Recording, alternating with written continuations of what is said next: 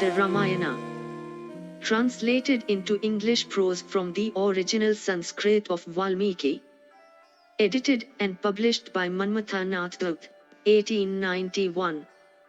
Ramayana, Ayodhya Kanda, Section 8. Manthara, making Kaikeyi the object of her wrath, threw off the noble ornament, and spoke these words, in anger and grief, "Thou senseless girl, wherefore dost thou display thy joy on such an unfit occasion? Thou dost not see that thou art in the bosom of an ocean of grief. Being grieved at heart do I laugh at thee inwardly, O worshipful lady, because thou having met with signal calamity, rejoicest even in what should be lamented. I lament thee for thy perversion of sense. What sensible woman can rejoice in the advancement of a co-wife's son, like unto death itself?" From Bharata proceeds Rama's fear concerning the kingdom to which both have an equal claim. Thinking of this, I am pressed down with sorrow, because fear proceeds from the person who fears much. The mighty armed Lakshmana hath for certain in all ways taken refuge in Rama, and Satrugna like unto Lakshmana hath taken refuge in the Kakutstha, Bharata. With reference to gradation of birth, the probability is in favor of Bharata's attempting the kingdom, yet by reason of Rama's being the elder of the two, Bharata hath been thrown off. Anticipating the peril that might spring unto thy son from Rama, learned and versed in the functions of the Kshatriya, and of quick decision, I tremble. Surely Kausalya is of blessed fortune, for tomorrow under Pushya the foremost of the twice-born ones will install her son as the mighty heir apparent unto the empire. Thou wilt, with clasped hands, serve as a slave the illustrious Kausalya, mistress of the world, and brimming over with joy, with all her foes discomfited. Thus along with us thou wilt attend her commands, and thy son also will await the pleasure of Rama. And Rama's wives together with their handmaids will be filled with delight, and in consequence of Bharata's name, thy daughters-in-law will be afflicted with sorrow. Seeing Manthara dead set against Rama, and speaking in this wise, the noble Kaikeyi praised the virtues of Rama. Rama is cognizant of morality, and filled with perfections, and accomplished, and grateful, and endowed with truth, and pure. And as he is the eldest son of the king, he deserveth the kingdom as heir apparent. That long-lived one shall maintain his brothers and his retainers even like a father. Why then, O hump-backed one, do thou grieve, hearing Rama's installation? And for certain, that foremost of men, Bharata also, an 100 years after Rama, will attain the kingdom bequeathed by his father and grandfather. O Manthara, thou burnest with grief in this auspicious time. Our good fortune will come after this in the shape of Bharata's installation. Why then dost thou grieve? Surely Rama is dearer unto me than Bharata, and he also loveth me more than he doth Kausalya. And if the kingdom be Rama's, it will be also Bharata's at the same time. Rama regardeth his brothers even as his own self.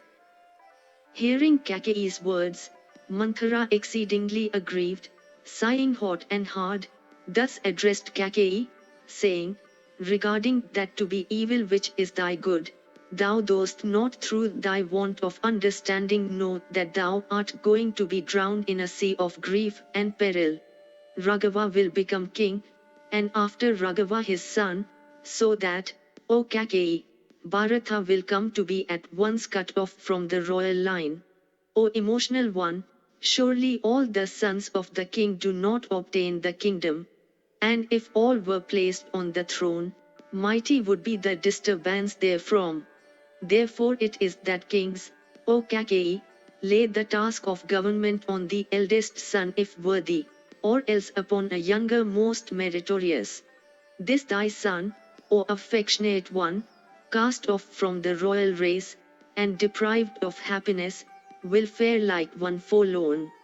Thou dost not understand that it is for thee that I am taking such pains, and it is evident that thou dost not understand that I have come to thee for thy good. Thou art conferring on me rewards on the advancement of thy co-wife. For certain, Rama, having attained the kingdom without let, will send Bharata either to a distant land, or to the other world. Bharata is a mere boy, and by thee it is that he hath been sent unto his maternal uncle's mansion. Even in immobile objects attachment grows by virtue of nearness. Satrugna also ever following Bharata hath gone with him. He is attached unto Bharata as Lakshmana is attached unto Rama. It is heard that once upon a time the woodman had intended to cut down a tree, but it was relieved from the high peril because of the proximity of prickly shrubs around it. Sumitra's son protects Rama and Raghava protects Lakshmana. Their fraternal love, like that of the Aswins, is celebrated in the world. Therefore Rama will never do any wrong unto Lakshmana, but he will do wrong unto Bharata, there is no doubt about this. Therefore let that son of Raghu be sent unto the woods from the palace. This pleaseth me, and this also is for thy supreme welfare, and in this wise also will be realized the good of thy relations. But if Bharata can get at his ancestral kingdom by just means, that would also be welcome to thy kindred. That boy deserving of happiness is the natural enemy of Rama. How can he live under the prosperous Rama being deprived of all wealth?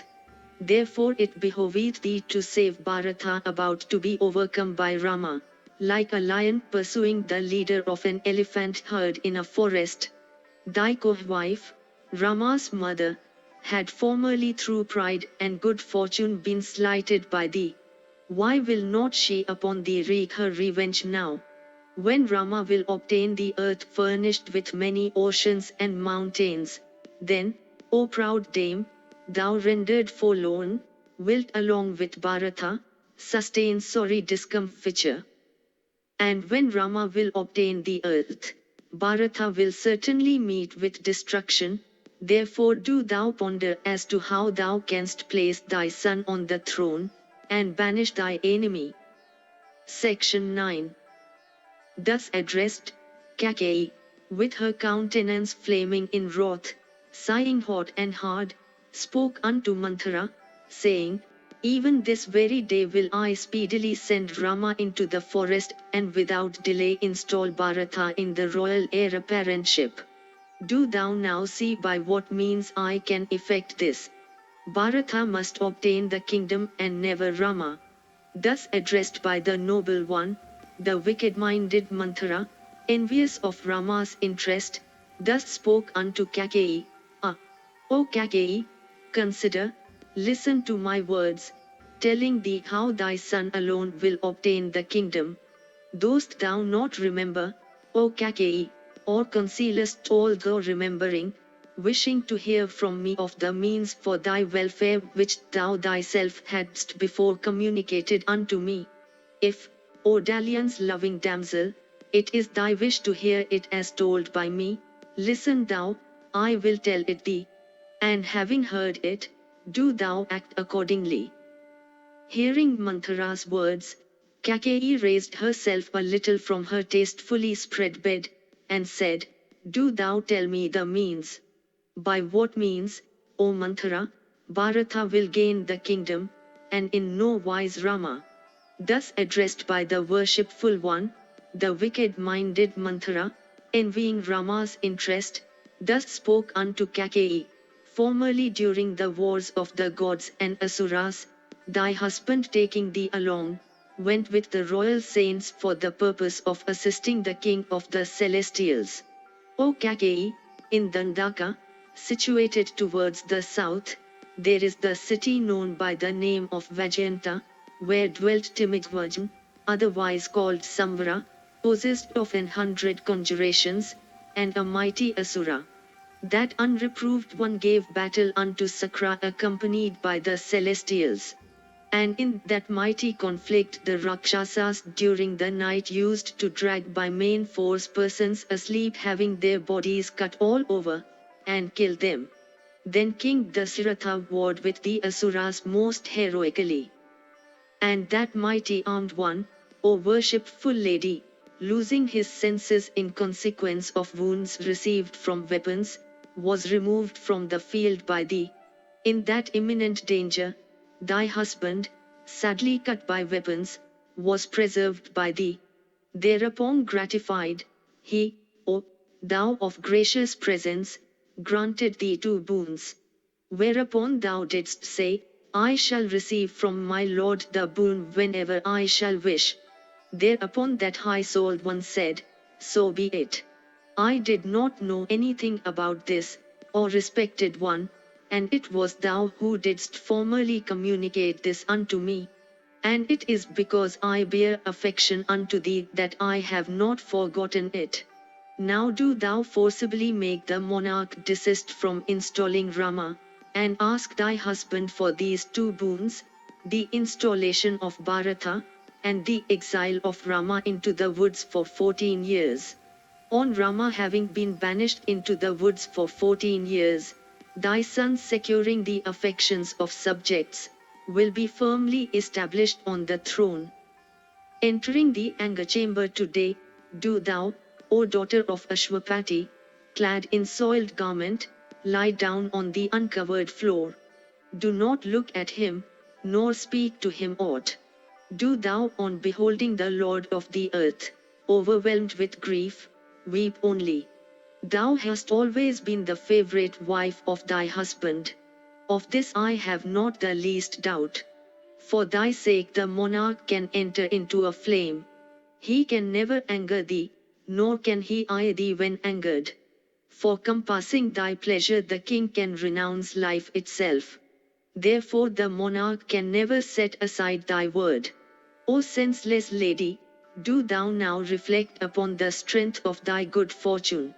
King Dasaratha will offer thee rubies and pearls and gold and gems of various kinds, but do not thou bend thy heart to them. Do thou, O exalted dame, bring into Dasaratha's recollection the two boons which he had granted thee at the time of the war between the gods and Asuras, and thou shalt not fail to achieve thy objects. And when that descendant of Raghu, raising thee will go to bestow the boons, do thou then binding him fast by oath, unfold unto the monarch the boons, saying, send Rama unto the forest for 9 and 5 years, and let Bharata, becoming on earth the foremost of monarchs, carry on the government. And Rama having been banished for 14 years, thy son growing in the interval, firm and fast, will remain on the throne during the rest of his life. Do thou, therefore, O worshipful one, demand even the banishment of Rama, for by this it is, O damsel, all interests will be secured unto thy son. Thus banished Rama will no longer maintain possession of the hearts of the people, and thy Bharata with his foes put out, will be the king. By the time that Rama returns from the forest, thy son, thy prudent son along with his friends, securing the hearts of the people externally and internally, will have been firmly established on the throne. Now is the time, I apprehend. Renouncing fear, do thou forcibly make the monarch remove from his mind his intention of installing Rama. Having been thus made to accept that for good which was really evil, Kaikeyi, desirous of obtaining the boons, was filled with delight. And at the words of the humpbacked woman, that exceedingly beautiful Kaikeyi experienced the height of surprise, and betook herself to this ruin course, like a mare attached to her young, springing up after it. And she said unto Manthara, O excellent wench, O speaker of things fair, thy wisdom I do not dishonor.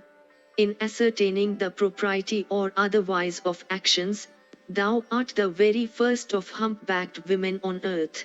And ever intent on my interest, thou seekest my welfare.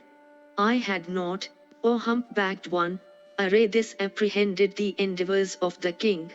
O hump-backed one, there are many deformed, crooked and unsightly women on earth, but thou alone down, eyest beautiful like a lotus bent by the breeze. Thy breast weighed down by thy hump, is high near the shoulders, and beneath is thy belly graced with a goodly navel, which hath grown lean from shame on holding the attitude of thy bust. Thy buttocks are spacious, and thy breasts are firm. Thy countenance is like the bright moon. Ah, O Manthara, how lovely dost thou look! Thy hips are smooth, and is decked with chains, and thy thighs and legs are of large proportions. O Manthara, O thou clad in linen garment, O graceful damsel, with thy pair of spacious humps, thou goest before me like a she-crane. In thy heart reside all those 1,000 conjurations belonging to that lord of the Asuras, Samvara, and besides thousands there are many more. Intelligence and policy and conjurations reside in thy elevated hump resembling the nav of a chariot wheel. When Bharata hath been installed and Rama gone to the woods, I will, O hump-backed one, furnish thy hump with a garland made, O beautiful one, of well-melted gold. And when I shall have attained my object and be happy, I will smear thy hump with sandal paste. O hump-backed one, I will prepare for thy face an excellent tilaka of gold, as well as other ornaments. Wearing elegant apparel, thou wilt go about like a very goddess. With an incomparable countenance challenging the moon himself, thou wilt attain preeminence, defying thy foes. Even as thou servest me, other hump-backed women adorned with every ornament will serve thy feet. Thus praised by Kaikeyi, as she was lying down on a white bed, like unto fire upon the sacrificial days, Manthara addressed her, saying, O blessed one, when water has flown out, it is not proper to set up a dike. Arise. Do thy welfare. Show thyself unto the king. Puffed up with the pride of good fortune, that noble lady of expansive eyes thus encouraged by Manthara, went with her to the antechamber.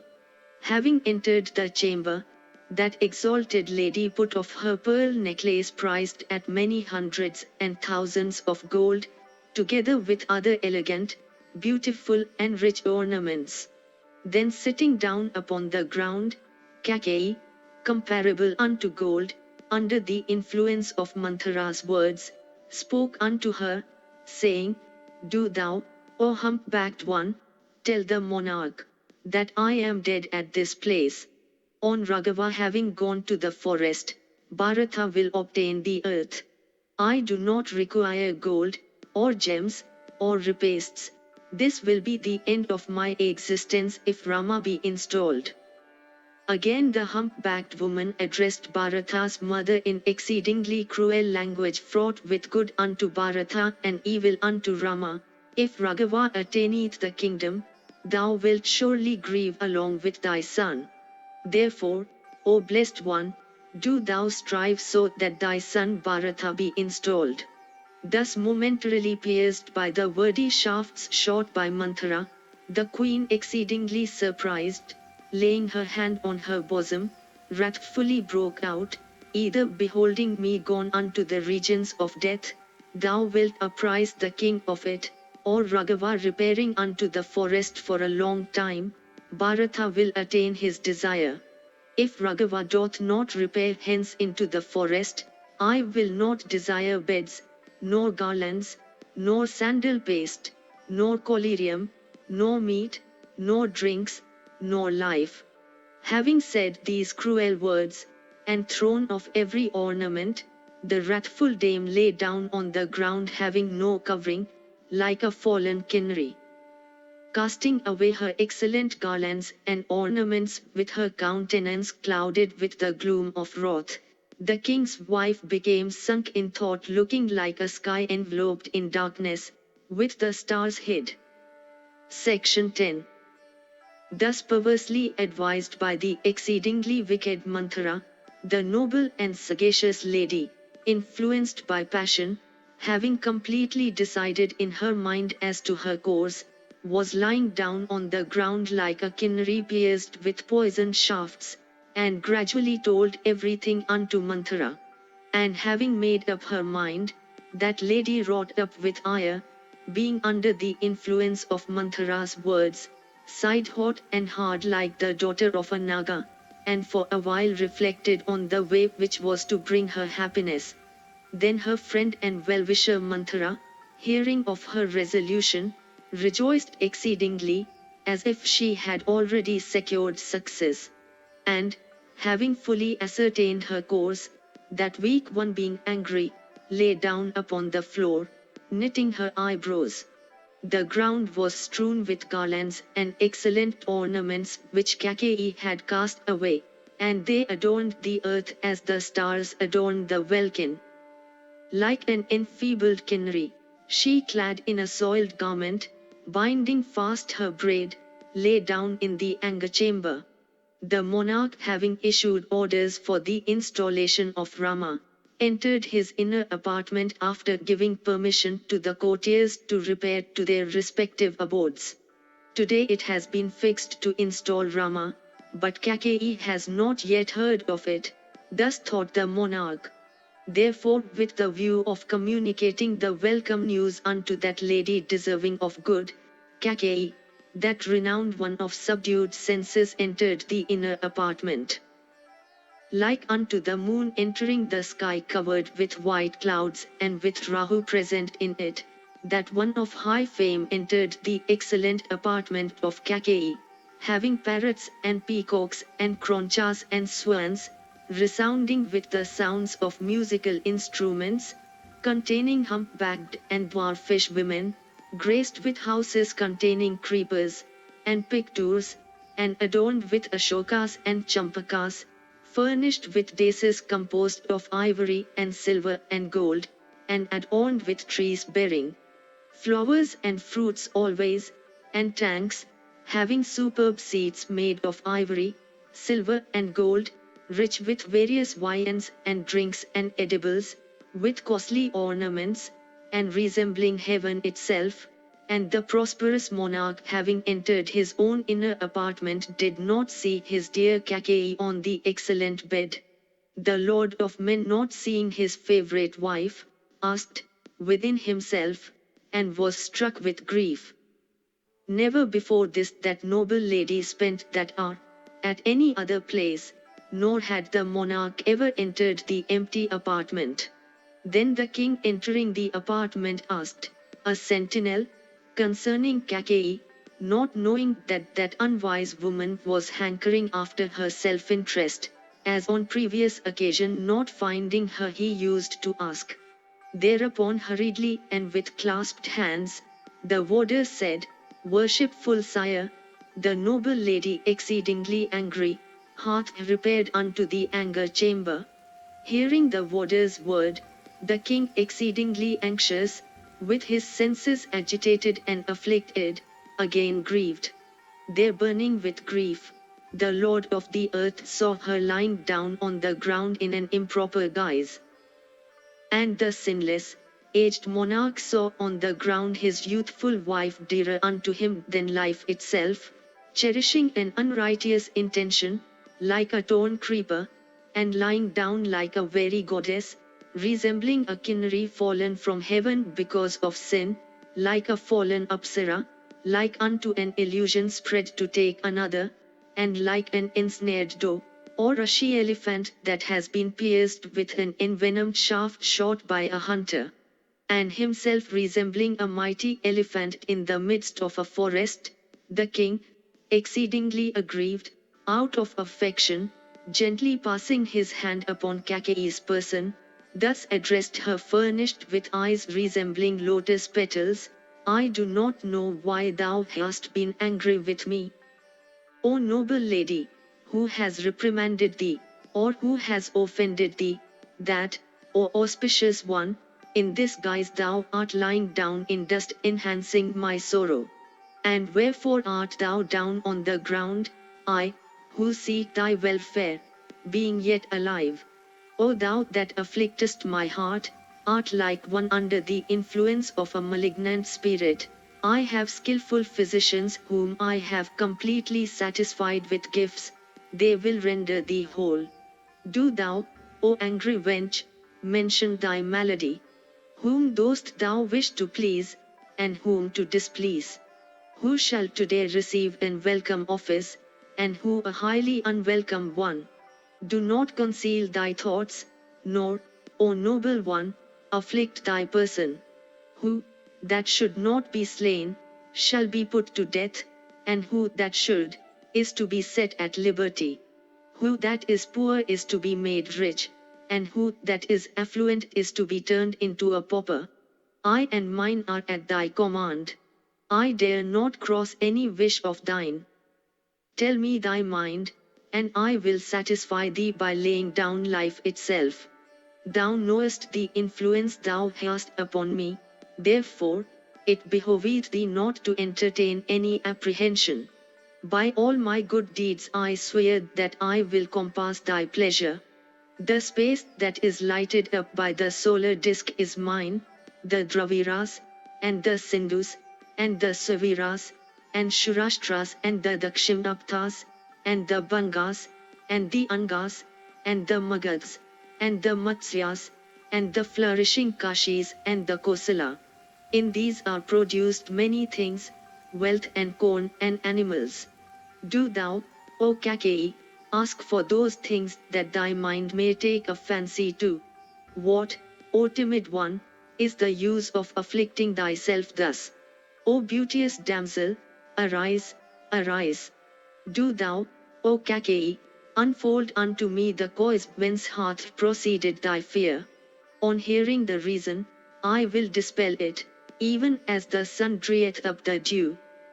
Thus addressed and encouraged, she desirous of saying that disagreeable thing with the view of afflicting her lord still more, spoke unto him thus. Section 11. And unto that ruler of the earth extremely under the influence of passion, Kaikeyi spoke cruelly, saying, O worshipful one, none has wronged or reprimanded me. I have a certain intention, which I wish that you will carry out. If thou wilt execute that, do thou then promise to that effect, then only will I express my desire. Thereupon, by his hands placing Kaikeyi's head upon his lap, the mighty monarch, under the influence of passion, smiling fairly, addressed her lying on the ground, O thou that art swollen with the pride of good fortune, thou knowest that for most of men, Rama excepted, there liveth not any that is dearer to me than thyself. I swear by that invincible prime of men, even the high-souled Raghava, who is the stay of my existence. Do thou tell me thy heart's desire. By that Rama, Kaikeyi, whom if I do not see for a moment, I die for certain, do I swear that whatever thou wilt say I will accomplish. By that Rama, O Kaikeyi, foremost of men, whom I hold dearer than my other sons, do I swear that I will accomplish whatever thou wilt say. O gentle one, my heart is in what I say. Do thou, considering this, deliver me from this distress. Taking all this into consideration, do thou, O Kaikeyi, speak out what is in thy mind. Thou sayest the power thou wieldest in me, therefore it behoveth thee not to fear. I will do thy pleasure by my good deeds, do I swear this. Thereat intent upon her own interests, that exalted dame seeing her own wish almost attained, assuming an attitude of intercession, being rejoiced, spoke harsh words unto the monarch. And delighted at the king's speech, she unfolded that dreadful intention of hers like unto the approaching death. Thou swearest repeatedly, and conferrest on me a boon. Let the 33 deities headed by Indra hear this.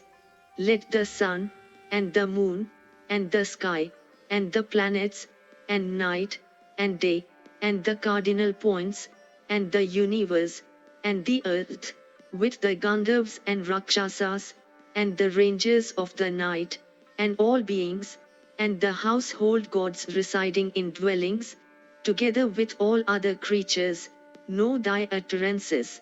Let all the deities hear that a highly energetic one speaking the truth, and pure, and cognizant of morality, and abiding by his promise, has conferred on me a boon. Having entreated the monarch thus with a view to prevent him from swerving, and keeping him firm in his promise, she again addressed that mighty bowman, overcome by desire, who was ready to confer on her a boon. Remember, O king, the incidents that took place formerly in the war between gods and asuras. Incapable of taking thy life, thy enemy had rendered thee exceedingly feeble. Because, O respected sir, I tending thee sleeplessly, preserved thee, thou didst grant me 2 boons. Entrusting the boons then with thee, do I now, O descendant of the Raghus, ask for them at thy hands, O Lord of the earth. If having religiously promised to that effect, thou dost not confer the boon, this very day, will I, coming by this disgrace from thee, renounce my life. When the king was completely brought under the influence of Kaikeyi, he was ensnared by her speech for his destruction, like a deer entering into the noose. Thereafter she thus spoke unto the king about to confer a boon, who was under the influence of passion, saying, of the boons that thou hadst then promised me, I shall speak today, do thou listen to my words. Preparations are being made for installing Raghava. Do thou with the provisions made ready install Bharata in the kingdom.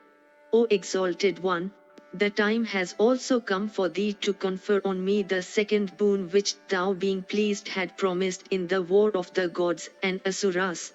Let the gentle Rama, clad in deerskin, lead the life of a mendicant in the Dandaka forest for the space of 9 and 5 years. And let Bharata gain the heir apparentship rid of thorns. Even this is my prime wish, and I beseech thee but to grant the boon thou hast already promised. Even this very day will I see Rama dispatched to the woods. Do thou by proving true unto thy word, become the king of kings, and preserve thy race, character, and birth. Truthful speech, say the ascetics, is of supreme welfare unto men in the next world. Section 12. Hearing Kaikeyi's fell speech, the monarch bewailed for a time, and then thought, is this a daydream unto me or has bewilderment befallen my senses? Is this owing to influence of some evil spirit or has my mind been affected? Thinking thus, the king could not arrive at the origin of this phenomenon, and then he swooned away. Then regaining his senses, he was filled with grief on recollecting Kaikeyi's words, and pained and woebegone, like unto a deer at the sight of a tigress, he fetched a deep sigh, and sat down on the uncovered ground. Like a venomous snake confined by power of incantation within a circle, the Lord of men, in indignation exclaimed, O fie! And deprived of his senses by grief, he again swooned away. After a long while, regaining his senses, he extremely aggrieved, wrathfully, and as if burning in energy, addressed Kaikeyi, saying, Thou cruel one! Thou of vile ways! Thou destroyer of this race! O wicked woman! What has been done by Rama unto thee, or what wrong have I done thee? Raghava ever serveth thee as a mother. Why thou art then bent upon wronging him? It is to bring down destruction upon myself that through ignorance I brought unto this house thee like unto a serpent of virulent poison. When all men show their regard for Rama's virtues, For what transgression shall I forsake my dear son?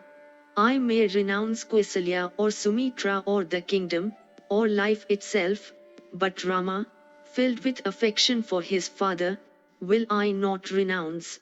I experience supreme delight on beholding my firstborn, and when I see him not, I lose my senses.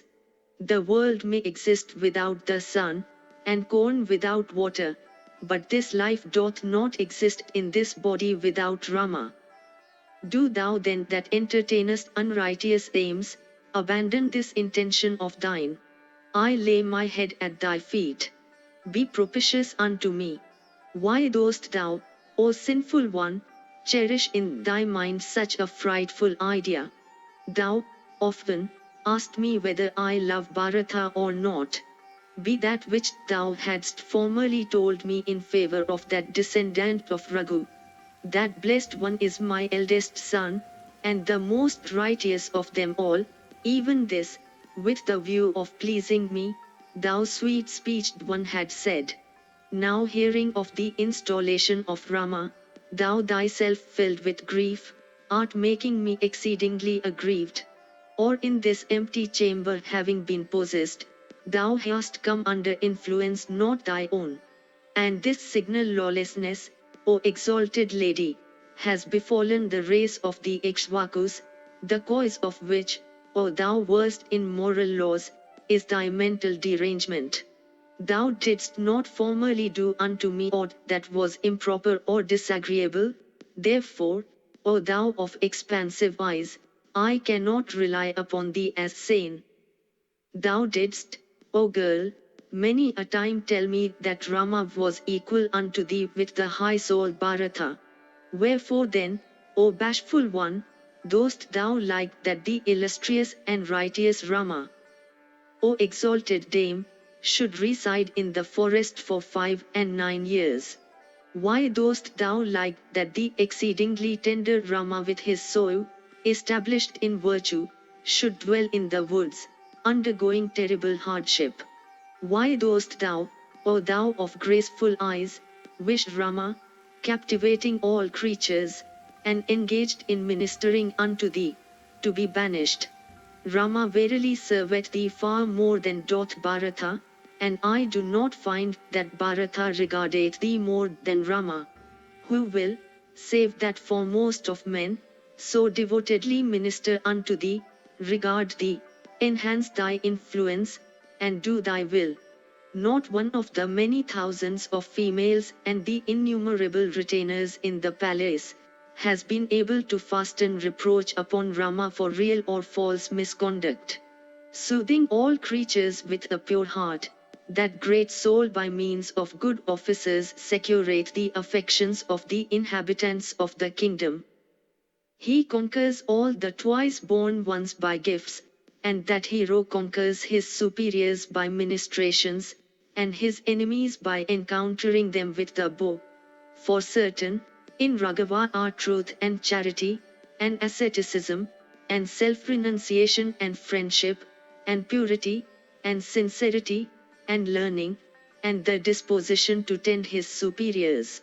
How, O respected one, canst thou ask for this that will bring thee sin, touching Rama endowed with candor, and energetic like unto a Maharshi, and resembling a celestial? I do not recollect to have heard Rama, who ever speaks sweet words, to have used any unpleasant speech to any one. How can I then for thy sake unfold this disagreeable matter unto the beloved Rama? And what stay have I save him in whom abide forgiveness, and asceticism and renunciation, and verity, and righteousness, and gratitude, and harmless towards all creatures? It behoveth thee, O Kaikeyi, to have pity on me, aged and on the verge of death, and afflicted with grief, and distressed, and engaged in lamentations.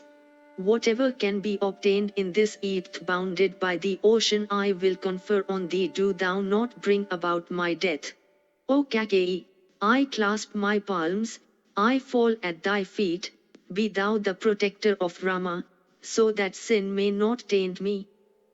When the terrible Kaikeyi in still more terrible language addressed the mighty king, who was burning in grief, and bewailing, and deprived of his senses, and feeling a sensation of whirling, and overwhelmed with woe, and again beseeching for crossing this ocean of sorrow, saying, If, O monarch, having conferred the boon thou repentest afterwards, how, O hero, wilt thou speak of thy righteousness in the world? When O thou wast in duty, the Rajarshis assembled around thee, shall ask thee regarding this matter, what wilt thou answer? Wilt thou say, by whose favor do I live and who had tended me? Unto that Kaikeyi have I broken my promise. Surely, O Lord of men, thou wilt bring disgrace unto all the monarchs of thy line, since having conferred the boons this very day, thou speakest otherwise. Saivya granted his own flesh unto the bird in the matter of the hawk and the pigeon. And Alaka, having granted his eyes, unto a blind Brahman, attained excellent state. And the ocean, having bound himself by promise, never passes beyond his shores. Remembering these old stories, render not thy promise nugatory. O thou of perverted understanding, renouncing righteousness, and installing Rama in the kingdom, thou wishest ever to give thyself up to pleasure with Kausalya. Whether what I have proposed be righteous or otherwise, whether thou hast promised truly or falsely, swerve not from thy word. If thou install Rama, this very day drinking poison, I will surely die before thee. If I for a single day behold Rama's mother receiving homage rendered with clasped hands, I will consider death even as welcome, O Lord of men, by Bharata's self dear unto me as my own life. I swear that save the exile of Rama, nothing shall satisfy me. Having said this, Kaikeyi paused, and maintained silence disregarding the bewailing monarch. The king, with his senses overwhelmed with grief, hearing Kaikeyi's exceedingly bitter words, reflected on Rama's abode in the woods, and the advancement of Bharata, and being bewildered for a while spoke not unto Kaikeyi, but gazed steadfastly at that exalted dame, his beloved wife, who had uttered disagreeable things. And having heard that speech resembling a thunderbolt, and unpleasant to the heart, and surcharged with grief, the king was extremely pained.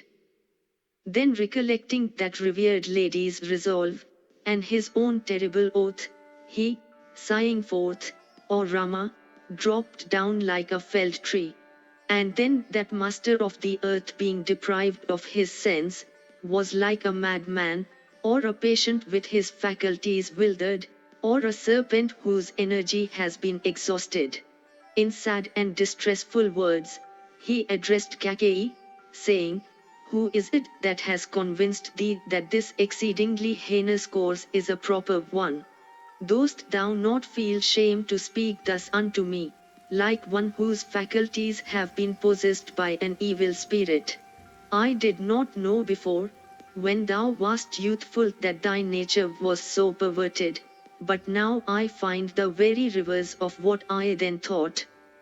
Whence proceedeth thy fear that thou askest for such a boon, the establishment of Bharata in the kingdom, and the banishment of Rama into the woods?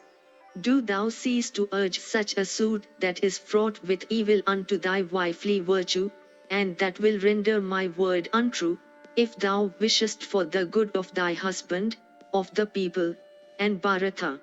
O cruel woman, O thou that intendest sinfully, O base wretch, O doer of impious deeds, how have I and Rama conspired against thy happiness, and what offense dost thou find in us? Bharata will by no means accept the kingdom, depriving Rama of it, for I consider Bharata a still more grounded in righteousness than Rama himself. When I shall say, Repair unto the forest, and Rama's countenance will fall, like unto the moon overwhelmed by Rahu, how shall I behold it?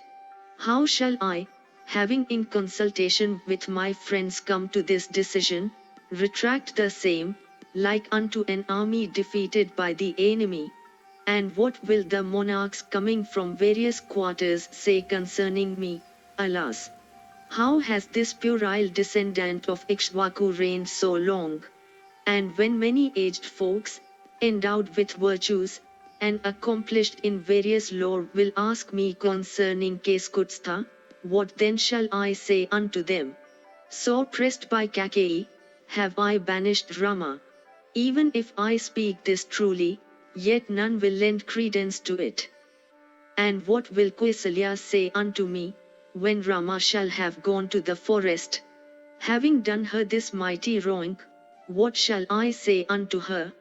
Kausalya serves me at the summertime like a slave, and a friend, and wife, and sister, and mother.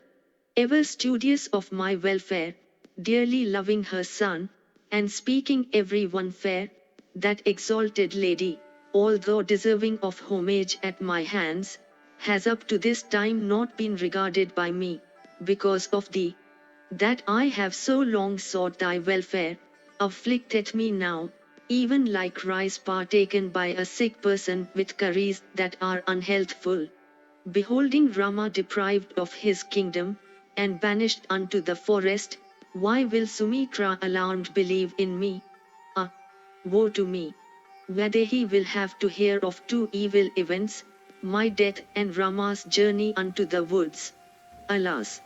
My Vaidehi, indulging in grief, will renounce her existence, like a Kinnari on the side of the Himamvat, who has been forsaken by her Kinnara.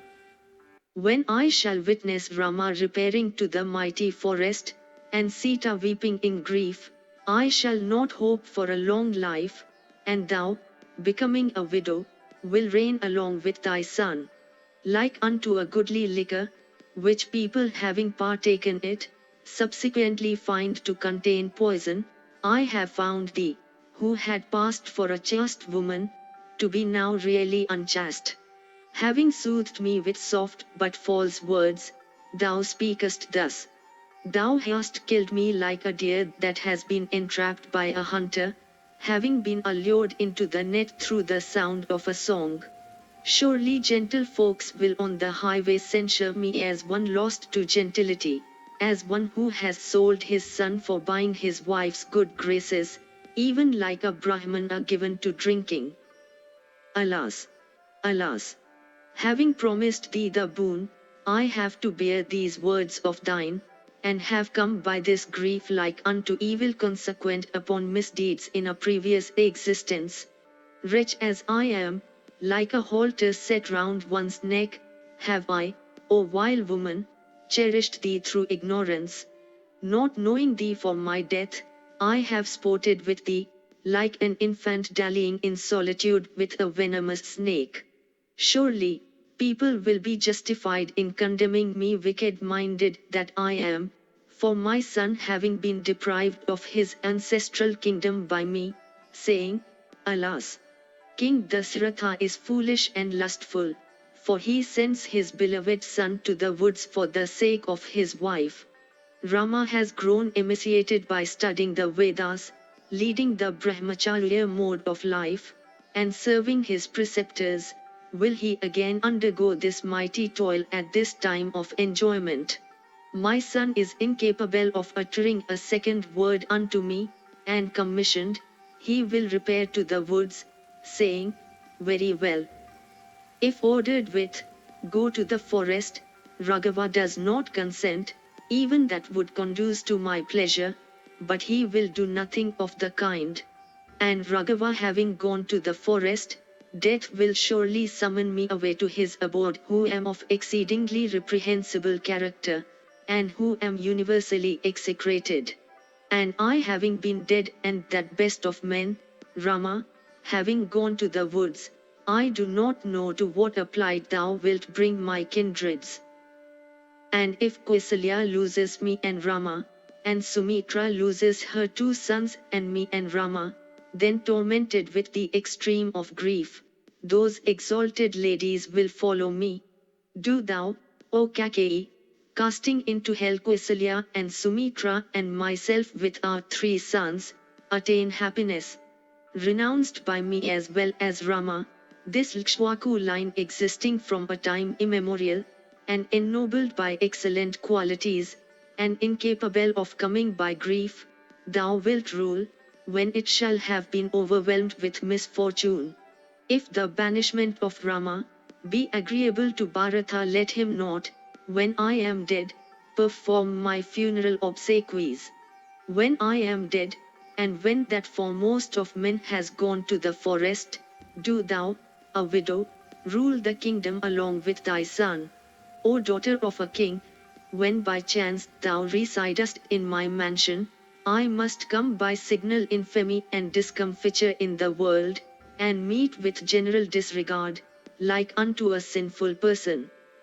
How, having always gone on cars and elephants and horses, will dear Rama range in the forest on foot? How will my son, at the approach of whose meal time, cooks wearing earrings and emulating each other prepare excellent meats and drinks, pass his days, living on fare furnished by the woods, of astringent, or bitter, or pungent taste? How will he, who has always been clad in costly attire, and who has always enjoyed happiness, will dwell on the bare earth, wearing a piece of red cloth?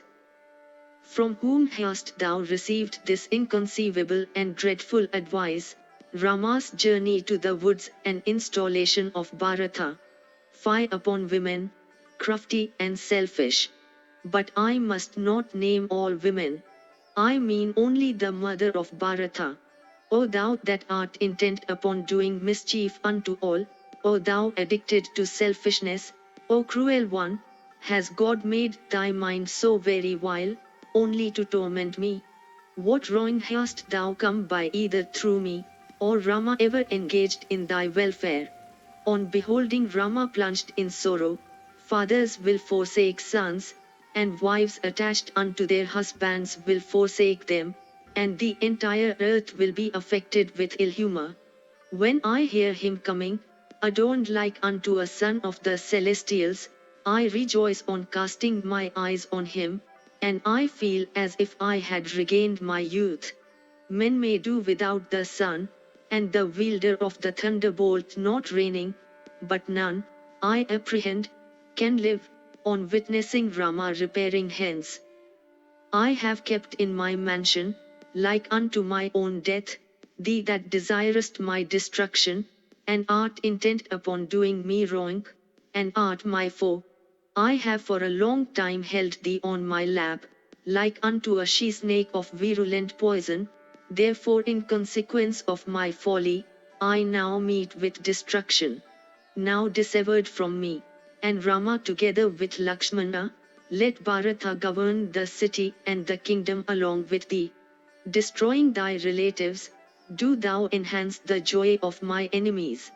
O thou cruelly disposed, O thou bringer on of calamities, since banishing all sense of the relation in which we stand to each other as husband and wife, thou hast spoken thus, why reduced to 1,000 fragments thy teeth drop not from off thy mouth down to the ground. Rama has not used any harsh speech towards thee. Indeed Rama knows no harsh speech, why then dost thou seek to inflict upon Rama ever pleasant spoken, and endowed with agreeable qualities such wrongs? O thou that renderest infamous the king of the Kaikeyas, whether thou becomest miserable, or enterest into fire, or killest thyself by taking poison, or divest into the bowels of the earth opened at 1,000 places, I will not execute thy fell intention that is fraught with evil unto me. I do not wish that thou, like unto a razor, and ever speaking pleasant falsehoods, and possessed of a vile heart, the destroyer of thy own race, thou that wishest to burn my heart and life, thou unbeautiful one, mayst remain alive. My life itself is in jeopardy, where then is my happiness? Where is the happiness of parents without their sons? It behoveth thee not, O noble dame, to do evil unto me. I take hold of thy feet, be thou propitious unto me. As bewailing thus like one forlorn, the ruler of earth, whose heart was captivated by Kaikeyi on account of her supreme beauty, proceeded to take hold of her feet, who, having banished all self-respect, sat with her legs stretched. He, without being able to come at them, fell down in a swoon, like one enfeebled with disease. Section 13.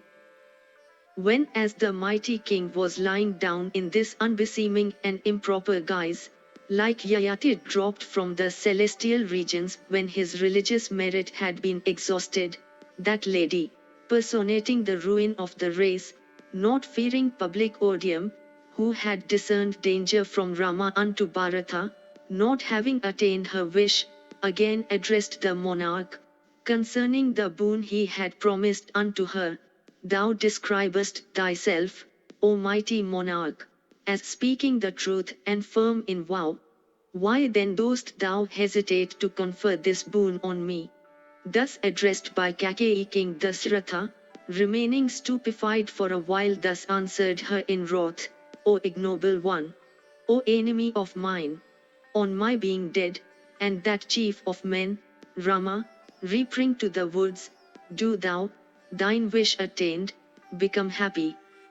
When in heaven, questioning me as to Rama's welfare, the celestials, learning of his banishment to the woods, will tax me on this score. How shall I also bear that reproach of theirs? If I shall truthfully say I have sent Rama to the woods for compassing Kaikeyi's pleasure, that will count for a falsehood. Sunless first, I have obtained the exceedingly energetic and mighty Rama by great pain. How can I then renounce him?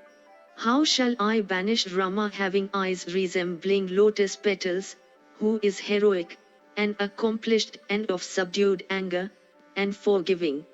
How shall I dismiss unto the Ndaka the charming Rama of dark blue hue, like that of a blue lotus, possessed of mighty arms, and having great strength? How shall I behold the intelligent Rama in evil plight, who has never known suffering, and has always enjoyed felicity? If without inflicting injury upon Rama, I meet with death, I shall then attain happiness. O cruel Kaikeyi! O thou of evil purpose, why dost thou do this wrong unto my beloved Rama, having truth for prowess? If I banish Rama, an unparalleled obloquy will surely darken my fair fame. As King Dasaratha was bewailing thus with a heart wrought up with grief, the sunset and night came on. But although crested with the lunar disk, the night failed to bring comfort unto the king, distressed, and indulging in grief. Then the old King Dasaratha, with his eyes fixed at the sky, sighing hot, lamented in this strain: O night studded with stars, I beseech thee, let not the morning appear. Do thou, O gentle one, do me this kindness. I do thus clasp my hands by way of supplication. Or do thou speedily repair, for I do not wish to see the hated and relentless Kaikeyi, who has brought this calamity upon me. Having spoken thus, the king, conversant with the duties of sovereigns, again endeavored to propitiate Kaikeyi, saying: O noble dame, do thou show favor unto me, who am of honest ways, who am distressed, who have made myself thine, who have finished his life, and who, in especial, am thy king. That I have spoken to thee thus was because, O thou of shapely hips, I had been deprived of my senses through grief. O girl, do thou show thy favor unto me, be thou generous, be thou propitious. Let my Rama obtain the kingdom in fact conferred by thee. Thereupon, O thou having the outer corner of thy eyes of dark blue hue, thou wilt attain high fame among men. O thou of well-developed hips, do thou do this act of benefit unto me and Rama and the people and the superiors, and Bharata. Having heard the exceedingly piteous words of her husband, the king of pure sentiment, who was distressed, with his eye rendered coppery and flowing with tears, that wicked-minded and merciless woman spoke not.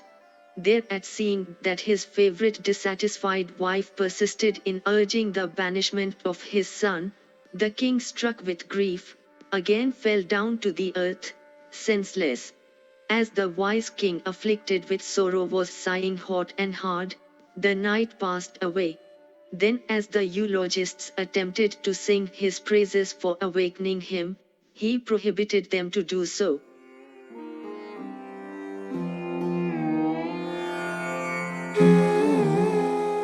If you enjoyed this audiobook, please like and subscribe to be notified of when new audiobooks are uploaded. Thank you for listening and learning. Shanti.